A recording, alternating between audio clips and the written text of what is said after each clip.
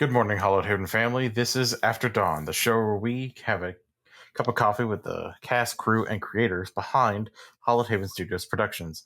I'm Solomon, and I'm joined by my co-host, Grizz. Yeah, what's up, Saul? Today we're going to be talking about Apotheosis Season 2, Episode 1, On the Rise.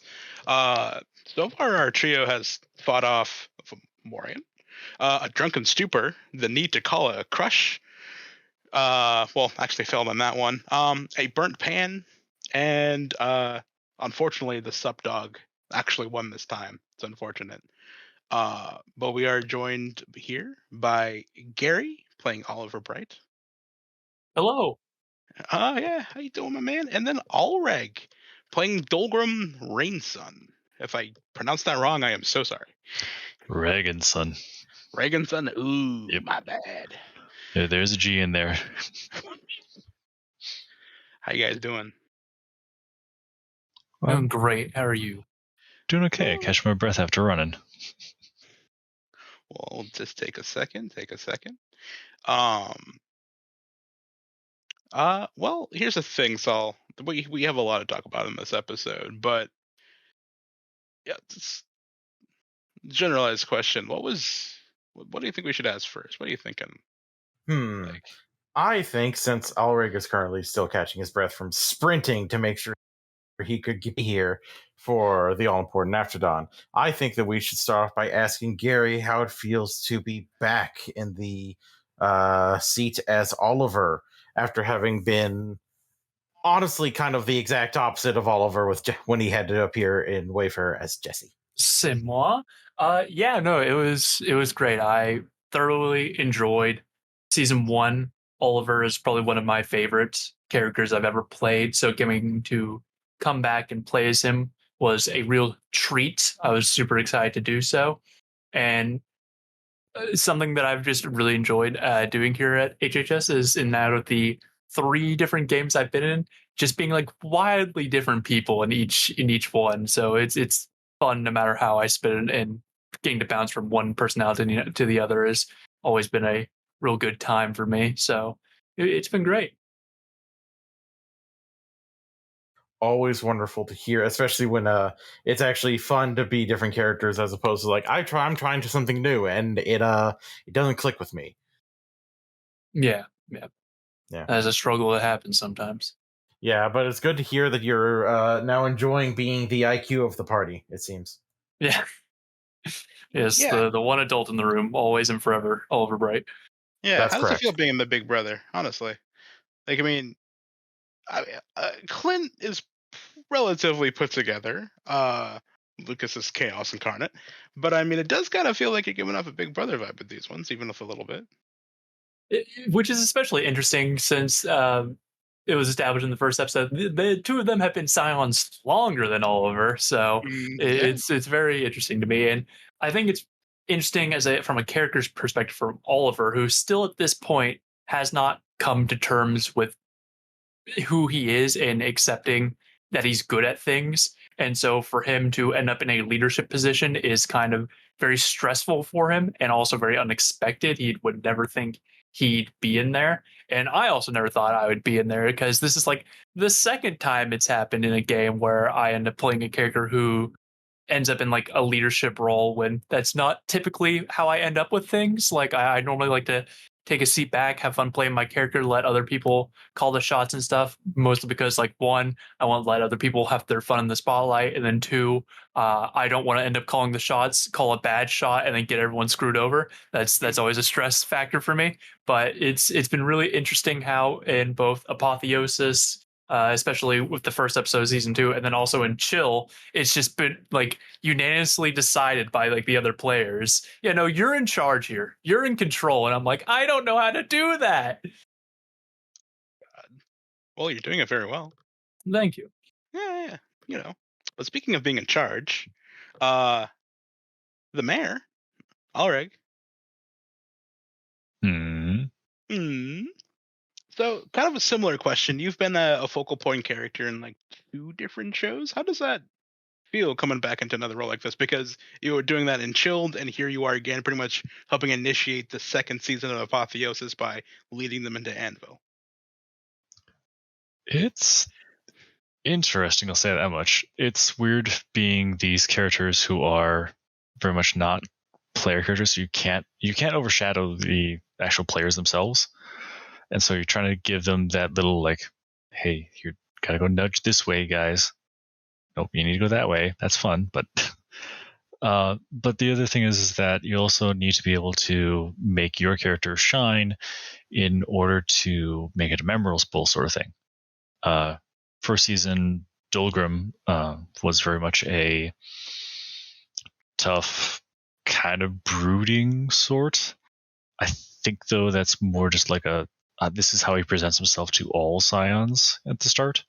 But now that Oliver is coming in with these new guys who have been around for a while, they already have their birthrights, their magical items, and they've proven themselves. They're sticking around.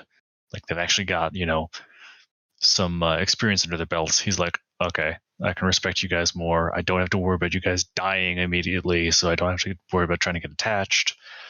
I can actually show more of myself now. I was going to say, because he actually seems to have kind of taken a chill pill comparatively, so it's good to see that he's actually able to relax occasionally, aside from, all the constant working that he's having to do. Yeah. I think your wife also may have something to do with that as well. To be fair, they've been together unofficially for a good 300 some years now, so Damn. Long-lived dwarves, Yeah.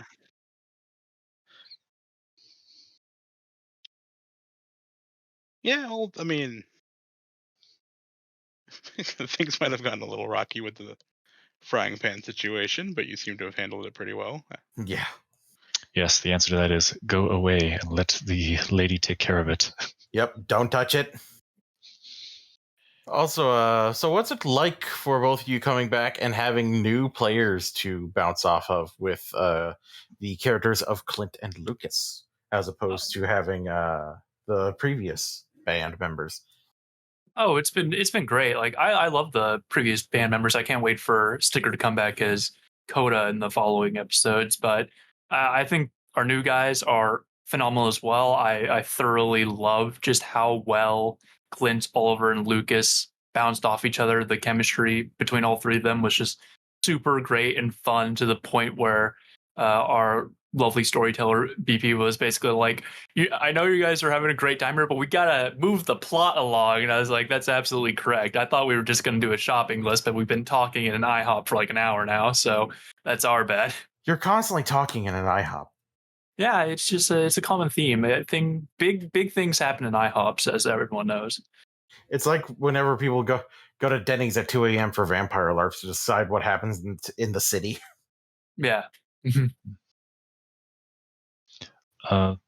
It's interesting also because I know that sadly Stabby's not going to be around for the entirety of the season, so it's that moment of, well, damn, he just got here, now we're going to lose him all of a sudden, and he's a good fit, as everyone has been seeing.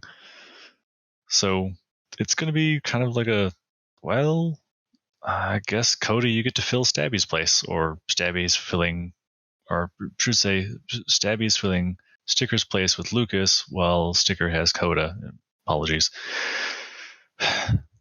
Joys of having multiple names and using them interchangeably as character names versus their in-server names. Oh yeah. I mean, it's also part of being part of so many shows. At some point, you're just like, who's that one person who I was talking to yesterday that's a part of this show that I'm also a part of? Mm-hmm. Yeah. You start blending in together after a while, I'm sure. No, the new guys, I'm loving them. The puns are great. Clint's just a ball of sunshine there. He's trying to do his best. He's so good. Which is hilarious given who his divine parent is. Oh, 100%. Mm-hmm. I would not be surprised if he gets adopted under Betty's wing, but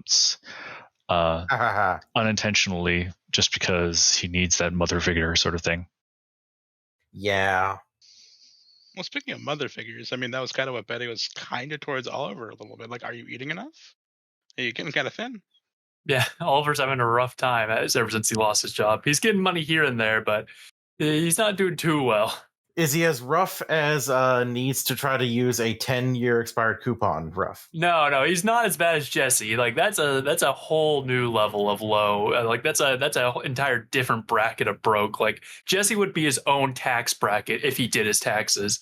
That's how broke Jesse was. Oliver, he just has to scrape by some money here and there to keep the lights on.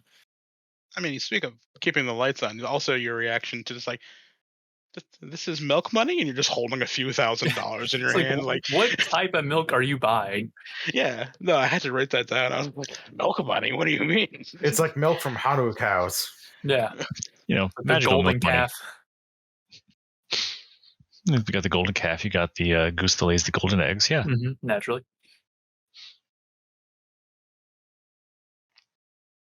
Alrighty, I think it is about time to go ahead and get into our cups, talking about the character moments in the episodes and the characters themselves. I have an important question for Gary about Oliver. Does Oliver still have Teddy's phone? He does. I think Oliver very much does still have that phone. He probably doesn't check it as much as he did in season 1. He's starting to, I think, let go of that pain and grief and guilt that he feels towards Teddy, but he's still very much clinging on to it in some factors. And I think in a lot of ways that's holding him back. But for him, it's kind of like a reminder of how fragile Scions still are, despite of all their amazing, powerful things. But also it's just something where it's like, I let this guy down. This should have been me. It's my fault. And so there's a big dual nature when it comes to that phone. And it's something I think Oliver on the inside and in the background is struggling with that may come up in season 2 or it may not. Who knows? And hey, now he's not constantly checking the messages. Now his Teddy's daughter won't see her messages are being read. Yeah, well, I never specified it in season 1, so if we want to play it that way, it's perfectly fine. But I imagine it was just like he's checking via the home screen. Like he's just clicking like the power button to see what pops up on the home screen. Not like he's going in, clicking the message, and it gives like the read receipts. That's not how I pictured it, but I never specified that. That would be horrifying. Yeah, I never specified it. So if it's going to be ran that way, that's totally fine. Yeah, that's fair. So in that regard, is his guilt for Teddy also bleeding into how you're building that character? Because he also said during this past episode that he is a support guy. Yeah. Well, I think Oliver's always been a more support-oriented individual. He's always considered himself undeserving of a lot of the praise that he receives. He doesn't think he's as good as everyone thinks he is. And so he doesn't like to be in the limelight. He thinks there's plenty of people who deserve being in the limelight far more than he does. So he kind of likes to take a step back, let all the cool, awesome, powerful people handle those situations, and just kind of like help nudge them along. Like that's always been his thing as like a teacher and academic. He's someone who wants to encourage other people to be the best that they can be and not worry so much about himself. He's in a situation where he felt he was in the right to be. Like that was the right spot for him to be at. But then season 1 happened, he found out he's a Scion, and all that kind of crumbled down a little bit. So he's kind of still trying to cling on to the vapors of that, but it's sooner or later he's gonna have to start facing things. So in that regard, Clint is a very interesting interaction with you. Yes, I think it's great. I think that's a fun relationship that I would love to see move forward in the future, where maybe Clint's the one who can finally kind of help Oliver start acknowledging the fact that he is indeed a cool guy capable of doing cool things. Well, you did do a cool thing. Did a real cool thing. I, as the player, will acknowledge Oliver's done lots of cool things. He's doing all kinds of crazy shit, but Oliver himself is like, no, I'm just doing what comes to mind. It's not anything. Everyone else, look at Chris. He just jumped off of like 3 stories and he's fine. Look at Coda. She's swinging the bat around, killing all kinds of dogs, like hellfire itself. Like me, I'm just here casting spells, telling people what to do. Well, I was referring to the phone call. Oh, that's what we're referring to. Okay. I was like, no, I'm gonna let you pop, but by all means, I was talking about that phone call. Yeah, walk us through that. It was really cute. I think Oliver was very drunk, and he was not expecting to get that drunk that night because it was joked about after the session where it's like, really, Oliver was the one to call for a party? And I was like, yeah, because in Oliver's mind, it's like, Coda's not here. She's normally like the upbeat one trying to like have everyone have a good time.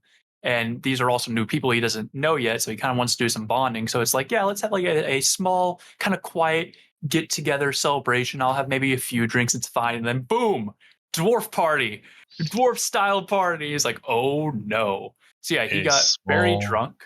Yeah, get together. just a small get together, you know.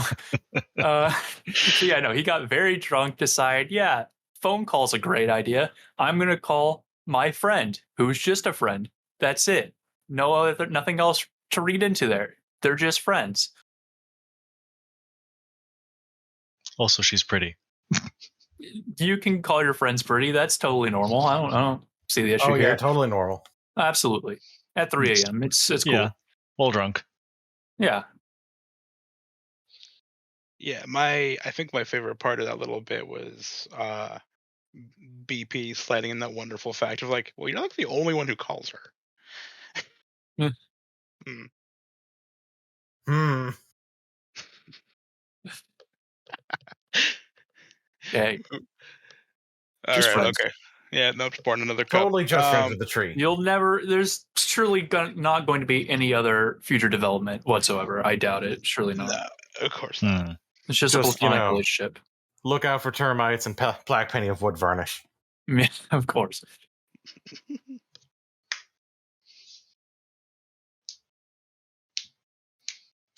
So I gotta ask, how often has Dolgrom managed to let loose like that to actually enjoy himself and party like that and see Betty completely and utterly just destroy his second command when it comes to arm wrestling?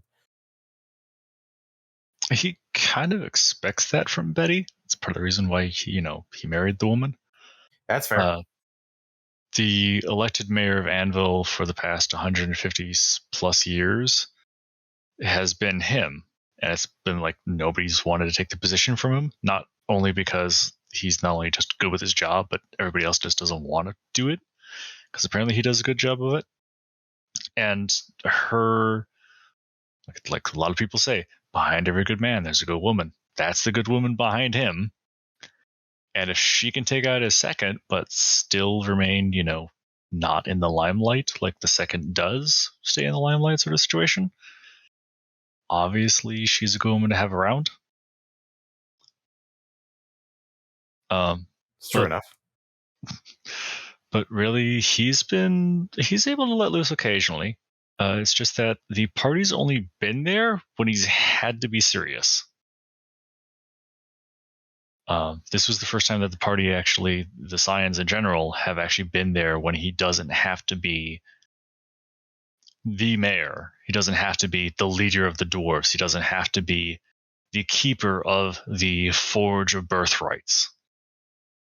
So that's why he was able to do what he did. Fair enough. So I got a question for Gary. Has Oliver been keeping up with his training, especially since he had that guess placed upon him to learn to basically become master of throwing hands? Well, yeah, of course. He basically has to. It's part of the Gaius that he has to keep training, otherwise bad things happen to him.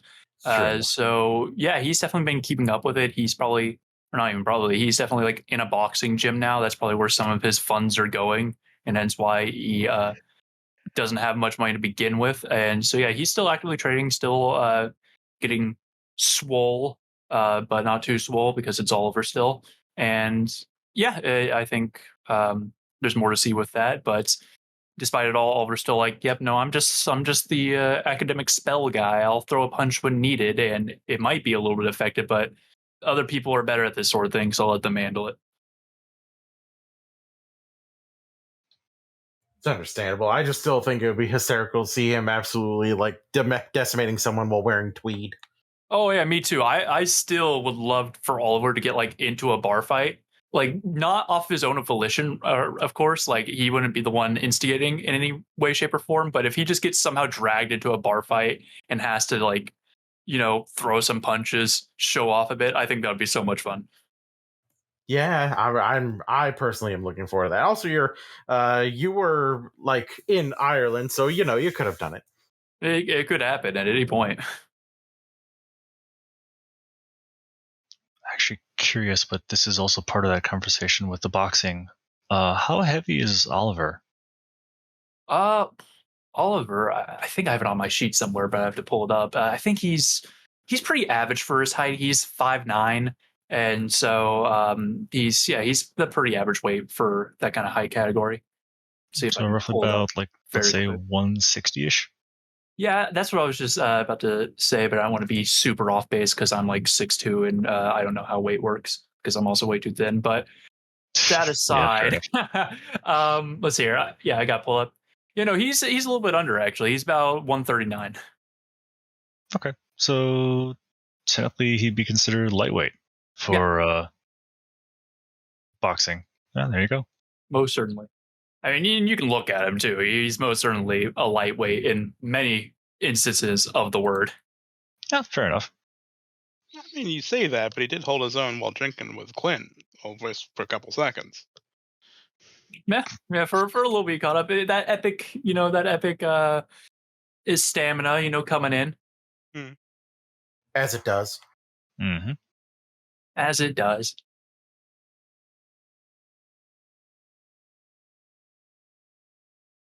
Let's see here.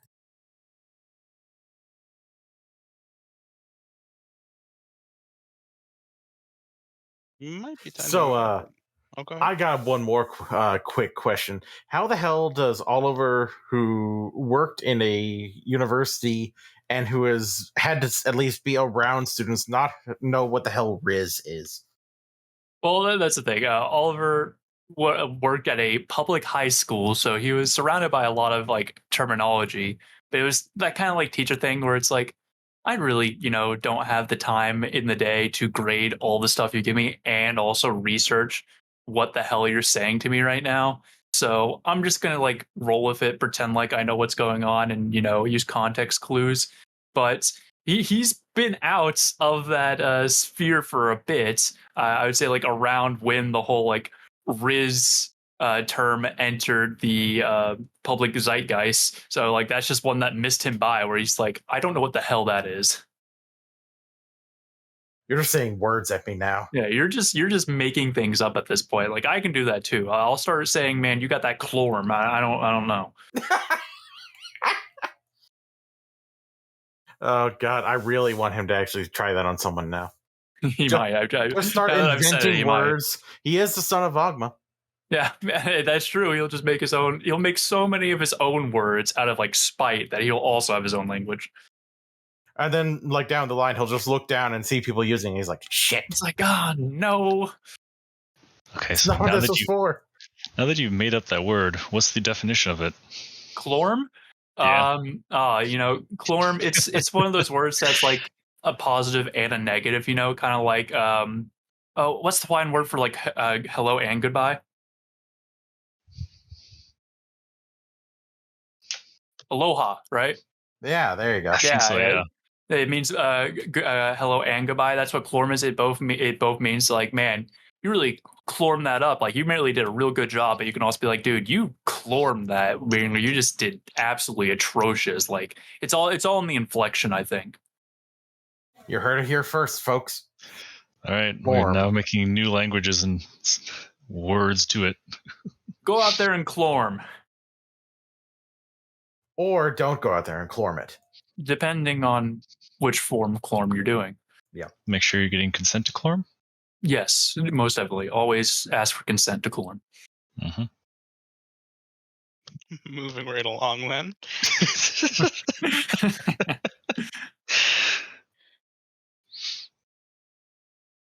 Yeah, I do think it is about time for us to get into the spilling the tea. Don't you think, Grizz? Absolutely. Please, for the both of you, and for us as well, ask any and all questions that came up in your minds just during the session. Anything that you're feeling. For me, actually, Alereg, I do have a question. How long do you think it's actually going to take you to get that smoke smell out of those tapestries? Oh, well, thankfully, we've got a really, really good set of like washer dryers with the doors. Primarily because we also have to deal with mining down inside of mountains, which can deal with methane gases, coal, all of that sort of nature stuff, where we have to be able to get that out of clothing and out of gas filters and other such things. So we really need some like good industrial sized and powered washer dryers. So they'll be out within probably about 2 cycles. All right. Yeah. Gotta ask these deep lore building questions. You really gotta build this lore, Scion. Oh yeah, absolutely. Oh, of course. And there's no way the dwarves don't have like a whole line of laundromats spanning like one of the coastlines of just like industrial power washers. Oh yeah. And to be fair, when you have gods on your side and some of them are based around, health and well-being, they assist. And fun fact, Anvil actually has a nuclear reactor within one of the mountains to just create all that clean energy. Nuclear fusion, mind you, not nuclear fission. Yes, of course. Big difference. Very big difference.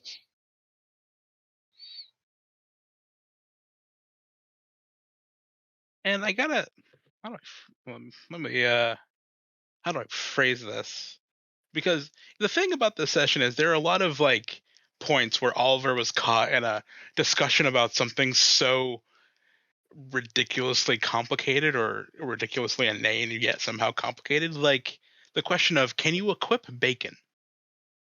Yeah, I feel like this group is going to give Oliver an aneurysm because like the bandits season 1 would like test his patience and stuff and like razz him a bit, and he's like, all right, yeah, I can handle it. It is what it is. But this one, it's just like such inanity that he's like, what? Can you equip bacon? Like it's just so many things that are so ridiculous that he's like, I actually can't. I'm going to. They were so ridiculous that they made him admit when he had a good idea. Like that's the heights of which the insanity has reached for him. Or like he probably didn't even realize he admitted he had a good idea. He was just so like, all these ideas are so bad. Someone needs to say something that's worth saying. And going off what Saul said a second ago, just the fact, and I appreciate you, Gary, because like you could see it from so far away, but being willing to role play into falling for Supdog on purpose, I gotta give it to you. It was an internal battle, let me tell you, where I was like, am I really going to let myself walk into Updog? There's a glowing, flashing neon sign here that says trap. I know, I've seen it all before. I was there when the ancient magic was written. I know how this is gonna go. But Do not one, it would be funny. Don't you do it. One, it would be funny. Two, it's Oliver. So I was like, all right, let's just walk right onto this rake. Yeah. And like the last thing I'm going to mention is, again, appreciating you. Because I all of my notes are just lines and stuff like that I immediately know I'll remember for later on. And it's just you talking to the barkeep at the end, whose name I'm like Cordelia. I don't remember her name. I think it was Claudia, actually. I kept on hearing Cordelia. Hey. No, it's Cordelia. I said it was Claudia. Yeah, first because not only did I forget that like properly, but also that Dolgrom himself, who has never actually met the woman and has been, working and planning out the entirety of Anvil, also probably would not remember as well. So it was one of those things where it's like, at the end of the session, I can definitely say, yeah, I fucked that up. But during the session, like, yeah, that makes sense. Yeah, perfectly valid. I think it was perfectly valid. Yeah, but you saying to her, they don't need a friend to go first, they'll just jump. Yeah. As like a generalized warning. It's like, you don't understand who these people are. I've known them for a very short amount of time. I've known them for a day, and I already know they will just straight up jump off a cliff. No friend required. That's not a buddy They system. are the friend in that maxim. They are the friend in which your parents go, if they jumped off a cliff, would you do it as well? And it's like, honestly, probably not, but they're having fun, so good for them. Yeah. That's me spilling some tea. That's all I gotta say. I will say on the line of actually equipping bacon, it depends on what kind of bacon, I guess. Because if it's Canadian bacon, that does come in log form, so you can use that as like a club. I suppose so. I mean, technically, I feel like if we're getting into the nitty gritty here, I feel like you could theoretically equip any sort of bacon if you try hard enough. Like you could take some strips of bacon, sear them together, just kind of wrap them around in like a toga kind of formation. Why would you do that? I don't know, but you could get like a bacon weave of armor. Be absolutely delicious to every single dog. Yeah, you're just gonna be drawing in so many of the Fenris wolves, and it's just well, this was a bad idea. Yeah, that or you go to the fire plane, you're like, oh man, this is a bad armor to wear to the fire plane. Shit. Yeah. Well, it's bad armor unless you go in where it's already raw, right? So then it cooks, and then in fact it's actually really good because then you have a snack. I will say, however, there's an alternate to that where it cooks, and it also cooks you because bacon grease. That's true. Oh, yeah, it's gonna suck. Maybe you get a nice tan though. Yes, I tanned my skin, sir. You cooked your skin. I like it crispy. And I cooked it well. And it looks good. I made myself into cracklins, Oh God. I'm trying out this new look. All right, I think it's gonna go into style soon. All right, I'm telling you, man. New by Chanel, pork rind. How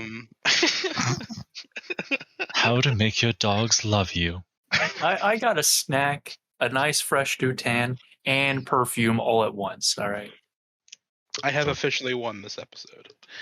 To be honest, the pork rind by Chanel actually probably would do better, if only because it would actually draw in more men to women.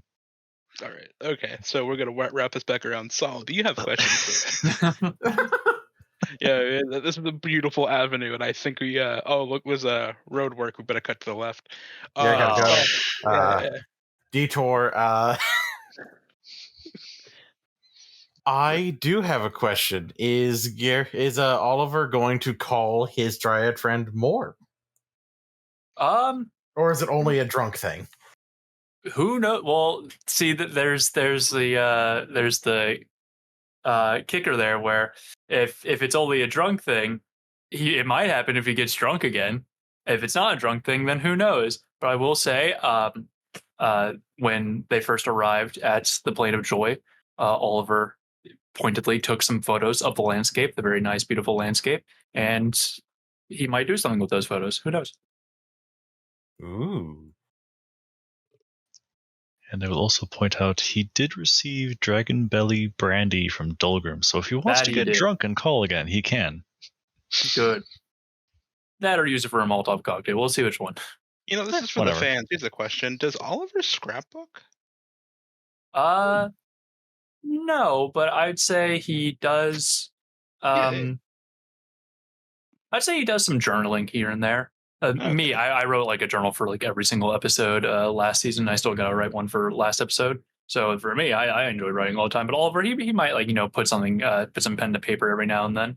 But generally, he's more of a reader as opposed to a writer.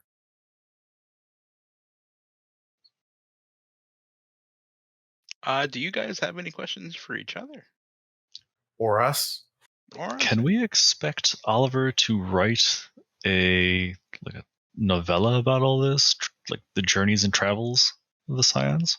That would be interesting, actually. That's a pretty good idea. Maybe he will. Maybe he will at some point if he ever.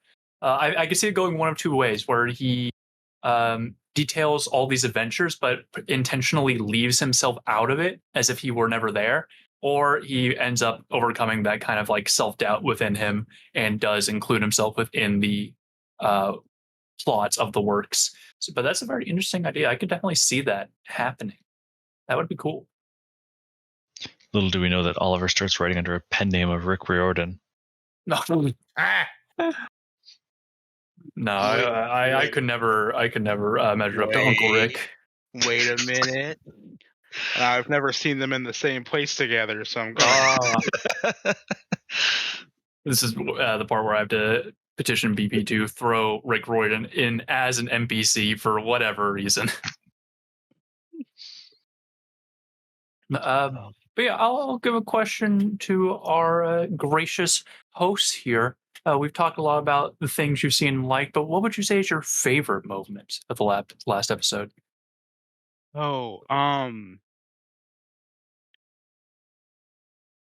You know what? I think scrolling through my stuff, it's definitely I hate to keep bringing up the phone call, but genuinely, it's just like, am I bothering you? And it just felt so genuine. I was like, oh, Pumpkin. He's so drunk. Thank you. Yeah, it was. I know. Yeah, that was probably one of my favorite moments. If it's not that, it's probably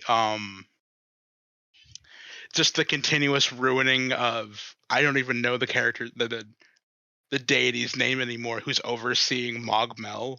Like, you messed it up so many times. I don't know what the actual name of it is anymore. I believe. Oh, I'm about to get it right, like 100% correct right now. Right? It's hit it. Menanon Moklir. Probably correct. Monanon. One syllable off. All right, come on. I think It's I closer get than credit most, for but that. still. I think I get credit for that. Menanon. It's I know. Monanon Moklir. I've seen it written out now, so I can probably manage. It's just I mispronounced the A sound. You have to be really careful about that. Yeah, apparently he might just smite us if we say it wrong. So well, the thing is, he didn't come from the Tuatha De Danann originally. He came from a different, like more eldritch pantheon that's long forgotten, which is horrifying. Mm-hmm. Yeah, that is spooky. I didn't know that. Oh, yeah, he just came from elsewhere. He's like, yeah, I'm here now. Sup? So what up? Because with that, I just remember Stabbykins real quietly saying, when I think actually Dolgrom was correcting everyone, was like, "Mama mana mukbang," just real quiet. Just I heard the mukbang and I was like, I want to react to that so bad, but there's no shot Oliver knows what the fuck a mukbang is, so I'm not. I'm not. So that was probably one of my favorite moments, just Stabbykins sliding mukbang into the middle of the session real quiet, just like mukbang, like real good. What about you, Solomon?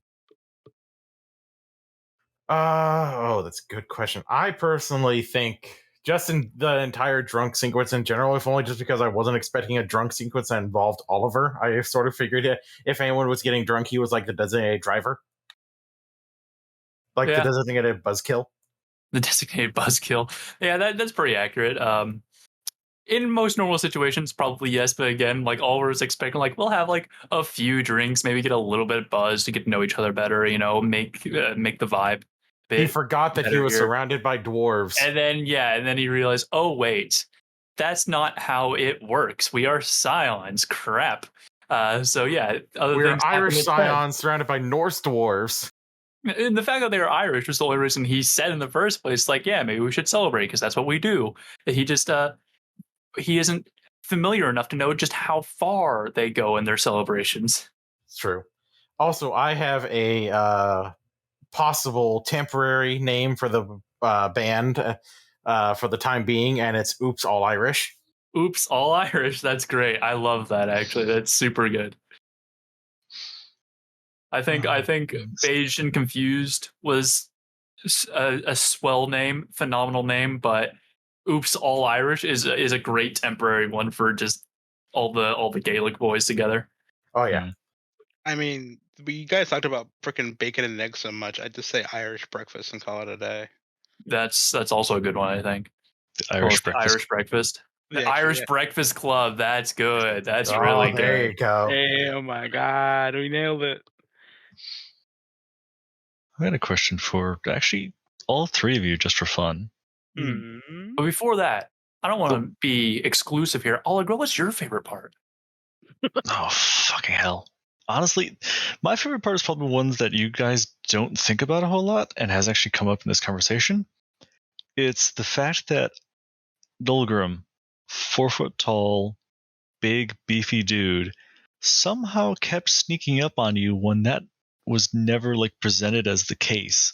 Because every single time I actually started talking then, because he went away, but then came back from the Morgan, he never actually said that he left to go to a different house site. He just exited the house so that he gave you some privacy. Once she left, it would make sense that he would come back in. And the fact that none of you guys thought of that and we were surprised every single time, it was like, really? Okay. Yeah, I guess so. But I guess for at least me, I was always expecting it's or at least BP or you to say it's all right, and then Dolgrim walks in just so we get the idea. But no, it was always just Dolgrim or Betty to start speaking. So it's oh fuck, they're back. It's like grandma or grandpa all of a sudden just appearing out of nowhere behind your shoulder as you were trying to look at a naughty website on the computer. I mean, the vibe I was getting every time that happened was that freaking scene from The Office where Dwight just looks over his shoulder and just says "fuck" because he just didn't know she was there. Fuck, stop doing that! God damn it! I sort of imagine Dolgrim as the butler from Mr. Deeds, just constantly reappearing. Oh yeah. God. Oh, and I just realized actually this is also talking about you being Jesse on Chill. This is the same thing that Becker did multiple times. I think he meant Becker on Chill. Oh, I said Becker, didn't I? No, you said Jesse. You said Jesse. I was whoa. You playing Jesse, but Becker did it to Jesse. I was playing Alfred on Chill. Oh, right. Never mind. I'm being dumb then. No, you're good. You're good. It's been, 3 months. Yeah, well, I've had 3 different characters at this point, so. Yeah. But no, my question actually to you guys then, of the gods that we have seen that have been portrayed by people from first season and second season, which is your favorite? I'm not going to answer that. Just no, yet. I think Grizz. I think we should hear what your favorite one is. Get into the nitty gritty of which one's your favorite and why. Point out to every moment in the episode that they made, then they became your favorite because of that. Gary, you know what? Of the ones that I've seen, I'm gonna dig the Morgan. Oh yeah, how come? What kind of things did you see from the Morgan that makes her your favorite? Especially from season 1. Let's talk about season 1 especially. Yeah, general presentation, attitude, and the way she exhorts her. Sounds. Any specific moments where we see that? Nah, I don't want to spoil anything for all the viewers. Yeah, it's a pretty good one. That's a good one. All right, Raz and Grizz aside, I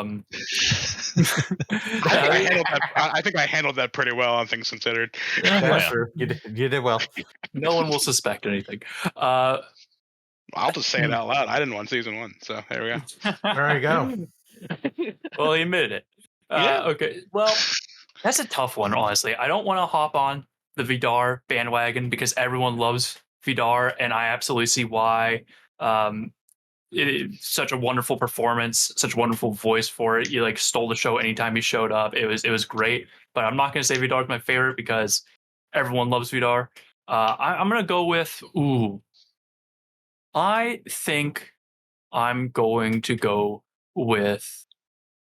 Are we saying just SPC's depictions here, or just any of the other gods that we've seen, no matter how? I would say just any of the gods, personally. I'd say any of the gods. So it doesn't have to be an SPC. It could be obviously BP did the Morgan, but she also did all the other various Pantheon gods. So if you want, I can get the list out too. No, we're also. He is by no means my favorite, but I have it out for the Jade Emperor now. That's some unresolved conflict right there. Well, that's because he's an asshole. He is an asshole. We were told he's an asshole, but I thought Oliver gave a pretty good argument as to why he should vote yes, because his whole thing was what's the practical thing to do? And he was like, hey, if you condemn all these Scions to Loki, that's less Scions for your pantheon that you could potentially adopt and use for your machinations. And even despite that argument, he was still like, no. And I was like, well, we are beefing now. Okay. Well, we can talk forever, but I'm pretty sure the powers of being are going to kill us at this point. Oh. Valid. Any last questions from you guys? Or possibly questions for our good friends Stabby or name escaped me. Gavin. Gavin, that's the one. I'm sorry. It's been a day. Or questions for Sticker. Many lingering questions. When she gets back. Yeah. I did this last season. I'm gonna do it again. Man, time to spill some real tea here, some real juicy gossip. That Gavin guy, don't like him. He's too good at what he's doing. He's just portraying such a phenomenally likable character, and he has such like a powerful, wonderful voice. He's a real professional at it, and I just don't like that. I think he's just too much. He's too good. It makes me feel bad about myself because he's too darn good, and I think we need him out of here. And Stabby, oh my gosh, he's just such a wonder to be around. I can't handle it. He's just too friendly, too amazing, such an awesome guy to play off with during the game that I don't know how to comprehend and wrap my mind around it. And because of that, it makes me feel bad. And we need him out of here, all right? I can't handle it, all right? Well, I mean, he is leaving after, I think, the 3rd episode, something like that. So... I mean, it was a good preamble, but do you have any questions? I actually do have a question for them. That's a good point. If they were in real life, if they were Scions, what god would they want to have as their parent? Ooh, that's a good one. Now, to go off of my preamble, my question is, how do you two sleep at night being such wonderful players and amazing people? How do you manage? We'll be sure to ask exactly with that tone. Yeah, just play the clip, in fact. Yeah, Termite. Termite, we're sorry. Just casually take the clip. Yeah, just casually get the whole thing, play it for him, be like, so, how do you feel about that? Well, what we're going to do is play that clip before the session starts. You won't know, in quotes. And then we're going to start the next episode of Apotheosis and see how they do. Of course. I also have another one, and this one's going to be more for Porcelain BP, the wonderful, wonderful GM that she is. Yeah, so good. How does she choose the voices that she does for the various gods? That's a good one. That's a good one. He's going to hate us. Because they're very on point. I agree. It's like, does she like, okay, I need a voice for this one. Does this sound right? No, that doesn't sound right. Does this sound right? No, that doesn't sound right. Does she go into like, just winging it, or how the hell do you do that, BP? I'm curious about that now as well. It's like, does she test it out a little bit beforehand, or is it just like straight up belting it out on the spot? Because either way, it is working. Written down those questions. We appreciate you asking them. Cool. Tight. Nice. And with that, unless anyone, do you have something else to say, Alereg? I had one last question. Ooh, okay. Hey, Termite, how does it feel to be the bad guy? Whoa. It's true. Termite is, in fact, a bad person in this game. She is? Yes. Not IRL, might you, but in the game. Of course. We would never say anything IRL because we might fear for our lives. Or our voices. It might just be a completely blank track. Like, yeah, Grizz, what do you think? Yeah, exactly. Oh, no. All right. No, okay. Now they're actually going to kill us. All right. No, we're done. No. Honestly, I like Termite a whole lot. It's one of those things where it's like, how do good people... Because I would say Termite is a good person. How do good people deal with the fact that they have to play with a bad character, and how do they do it well? How does that feel? Yeah, I was plotting to kill all the PCs in Wayfarer just a few months ago. It's pretty easy. But anyway, let's end this. Well, We're moving on. And with that, we're going to go ahead and say farewell. These episodes show up on Thursday for our $5 plus tier on the Patreon. So feel free to think about subscribing so that way you can stay up to date, because otherwise you're going to have to wait a month for these to come on out. I'm Solomon. I've been joined by Grizz, Gary, and Alereg. Farewell. Bye. see ya.